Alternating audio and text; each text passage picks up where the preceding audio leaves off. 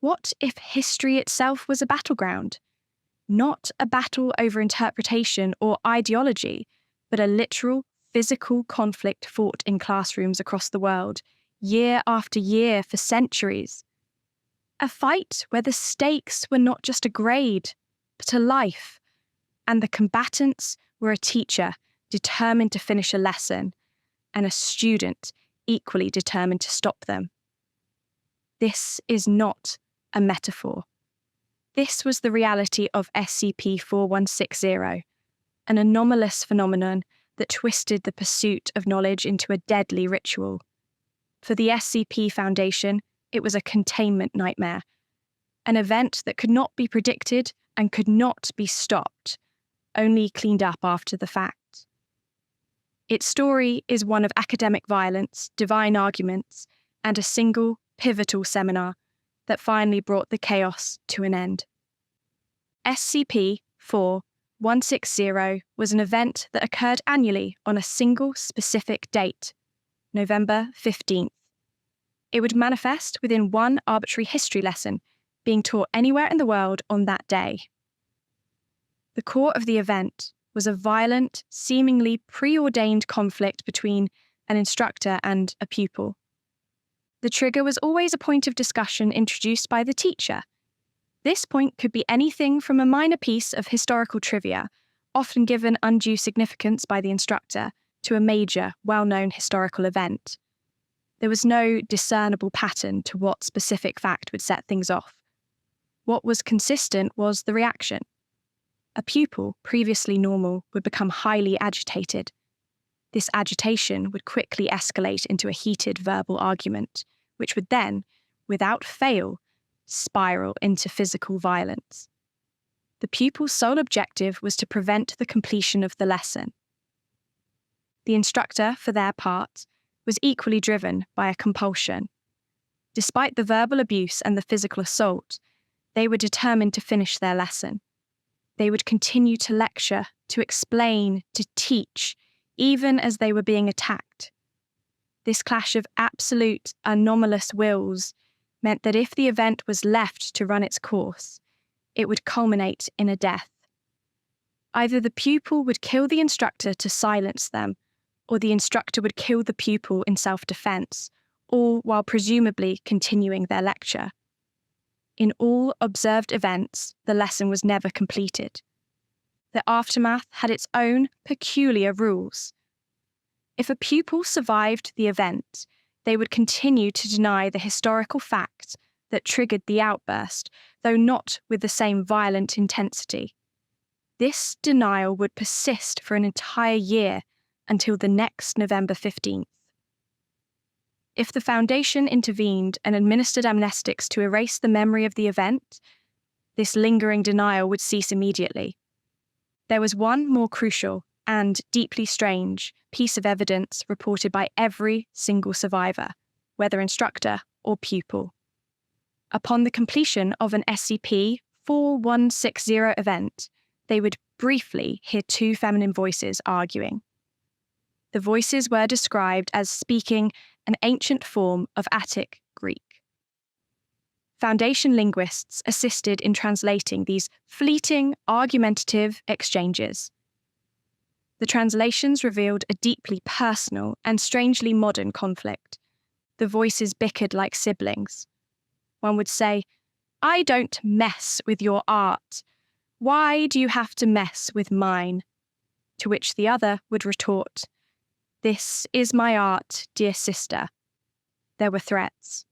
"You know I can erase you from the record, right?" Met with, "I'd like to see you try." There were appeals to a higher, seemingly absent authority. Every damn time, "I'll tell father about this," which was dismissed with, "Oh, come now, what's he going to do? He's too busy looking for someone or something to screw." There was even a cry for help to a third party, "Thalia, help me!" which was met with the smug reply, "This is far too comedic a development for her to help. You're stuck, dear." And finally, a moment of pure frustration. "Fuck off, Mel. followed by sarcastic tragedy and a plea to stop. The identities of these voices were hinted at in the footnotes of the report. Thalia is the muse of comedy. Mel, short for Melpomene, is the muse of tragedy. The other sister, the one arguing with Melpomene, could only be Clio, the muse of history. The Foundation was not dealing with a simple spatial or temporal anomaly. They were witnessing a divine squabble, a cosmic argument between two goddesses over the nature of their respective arts, using human classrooms as their arena and human lives as their pawns. Given the unpredictable and widespread nature of SCP-4160, total containment was deemed impossible from the start. The Foundation could not be in every classroom on every November 15th. Therefore, their strategy shifted from prevention to suppression. The primary goal was to reduce public awareness of these bizarre and violent incidents. Foundation operatives embedded within world governments were tasked with a subtle, long-term project: to have November 15th declared a national holiday in major powers like the United States, Russia, and the European Union. Fewer people in schools and workplaces meant fewer potential history lessons. Furthermore, operatives within educational systems were instructed to specifically reduce the number of history classes held on that date. To handle the digital age, a Foundation-operated bot designated I.O. Herodotus was deployed to scour online communities for any discussion or media related to these events. When a potential leak was found, Mobile Task Force Gamma 5, nicknamed Red Herrings, would investigate and provide the necessary amnestic treatment and cover up stories on a case-by-case basis. The historical record, which the Foundation has meticulously collected and expunged from public view, shows that SCP-4160 is not a new phenomenon. Its roots stretch back millennia. The earliest sporadic record potentially dates to 800 BCE.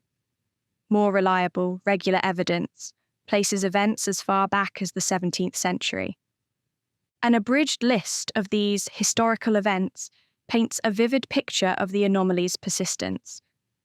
Sometime between 420 and 410 BCE in Athens, Greece, the historian Thucydides himself wrote in his memoirs about 4 of his lectures on the Peloponnesian War that ended prematurely due to a pupil's revolt.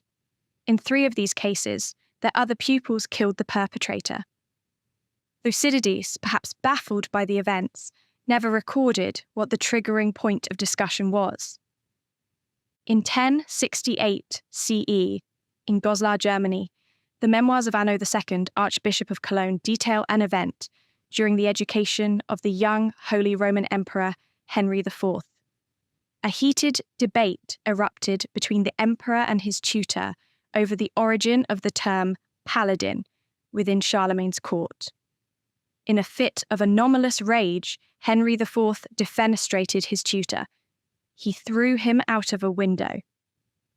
The memoir chillingly reports that the tutor, upon landing, attempted to continue the lesson before succumbing to his injuries. Jumping to 1790 in Boston, Massachusetts, the diary of a schoolteacher named Elizabeth Abney describes an event during a discussion on the colour of British uniforms in the French and Indian War. A pupil named John Cook became highly agitated.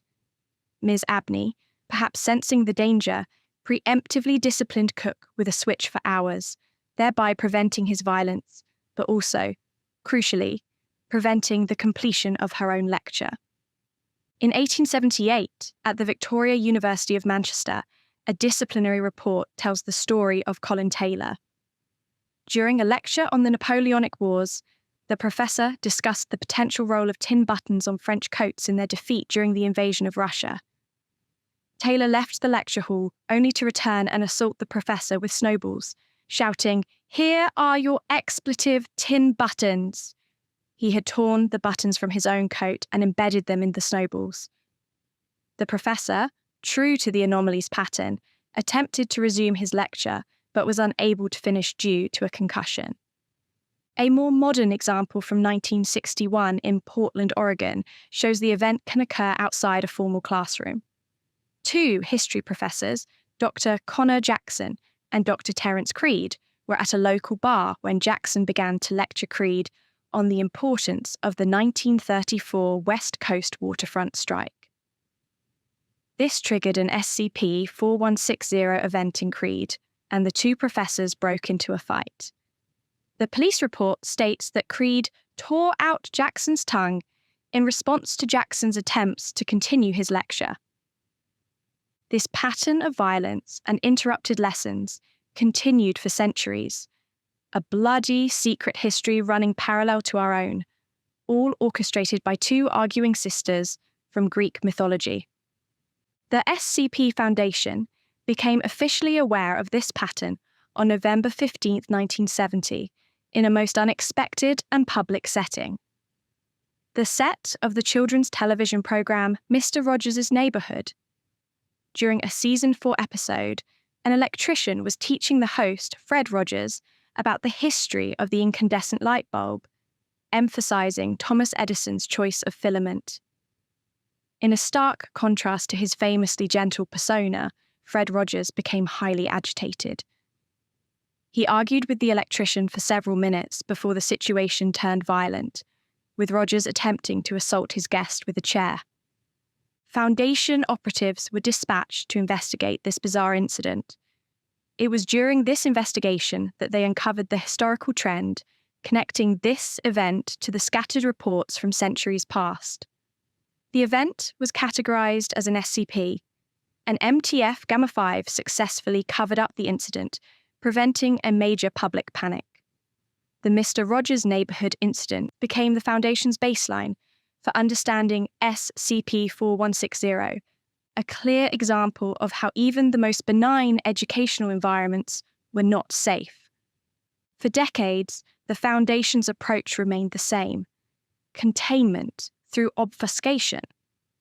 They continued their efforts to minimize history lessons on November 15th and clean up any events that did occur. However, a new strategy was also being explored. The Foundation began attempts to trigger an SCP-4160 event within a controlled environment. If they could force the event to happen on their terms, within a secure Foundation facility, they might be able to study it more closely and perhaps find a way to break the cycle. This experimental approach would soon lead to the most important event in SCP-4160's history. The pivotal moment in the story of SCP-4160 occurred on November 15, 2015, at Site 64. The Foundation was hosting an internal seminar entitled An Iron Curtain and a Rippling Veil: Changes to Consensus Normalcy During the Cold War, presented by Dr. Janice Hamada. In attendance was Agent Beatrice Ross, a thaumatologist, a specialist in magic, from Mobile Task Force, Tau 51. The seminar proceeded normally until Dr. Hamada brought up a specific point of discussion: the large-scale movement of anomalies into Egypt, Yugoslavia, and Indonesia by the Foundation at the start of the Cold War as a means to maintain geopolitical neutrality. For Agent Ross, this was the trigger. She later reported that a thought clicked in the back of her mind. That doesn't sound right. As Dr. Hamada continued her lecture, this thought festered and grew, transforming through stages of disagreement into outright, anomalous rage. Agent Ross, a trained Foundation operative, became the pupil.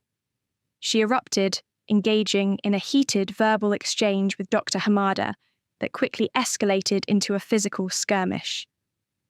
Other personnel in attendance were forced to intervene. In the ensuing struggle, Agent Anaya Sarkar of MTF Gamma 5 managed to successfully incapacitate Agent Ross. But then, Agent Sarkar did something unprecedented. Instead of simply ending the event through violence or sedation, she gave a crucial instruction to Dr. Hamada. She told her to finish the seminar. Dr. Hamada, still under the compulsion to complete her lesson, did exactly that. She continued and concluded her lecture on Cold War anomaly logistics in the presence of the subdued but conscious Agent Ross. The moment Dr. Hamada finished, saying, "Thank you for attending my seminar. Any questions?" The anomalous influence over Agent Ross vanished. The rage disappeared instantly and completely. For the first time in recorded history, an SCP-4160 event had ended with the lesson being completed. Shortly after the incident, researcher Roland Ferro interviewed Agent Ross. The interview provides the final, crucial pieces of the puzzle.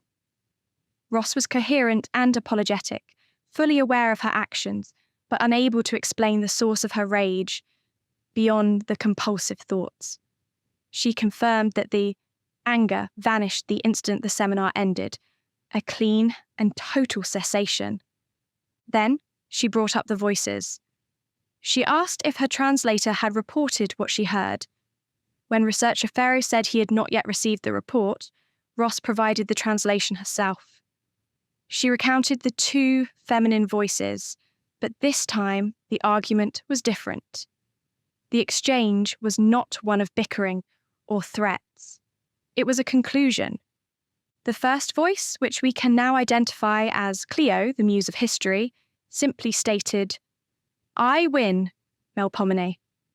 To which the second voice, Melpomene, the Muse of Tragedy, replied, "Well played, Cleo." This was not another round in an eternal argument. This was the end of the game. The experiment conducted by Agent Sarkar, forcing the completion of the lesson, had broken the cycle. Cleo, by having her historical point validated and the lesson finished, had won. Melpomene, the architect of the tragic outcomes, conceded. The art of history had, for once, triumphed over the art of tragedy. In the 10 years that followed Incident 4160-23, no further SCP-4160 events were recorded. The annual classroom tragedy ceased. On November 16, 2025, after a full decade of silence, SCP-4160 was officially reclassified from Keter to Neutralized. The containment procedures were archived. The battle was over. SCP-4160 presents a unique case in the Foundation's files. An anomaly born from a conflict between conceptual entities, played out through human beings. It was a phenomenon that could not be contained by walls or fields, but only through understanding its narrative nature. For centuries, humanity was an unwitting participant in a divine conflict, a stage for a struggle between the telling of history and the drama of tragedy. The Foundation's role evolved from that of a simple custodian, cleaning up the mess, to an active participant in the story. By accidentally creating a controlled environment, and through quick thinking, ensuring the lesson was completed, they provided the conditions for a resolution. They gave Cleo her victory. The file on SCP-4160 is now closed, a testament to the idea that some anomalies are not puzzles to be solved, but stories to be concluded. We've reached the end of the report on SCP-4160. Thank you for delving into this mystery with me. It seems even the gods can learn a new lesson. Until our next discovery, stay curious and stay safe. I'll see you in the next one.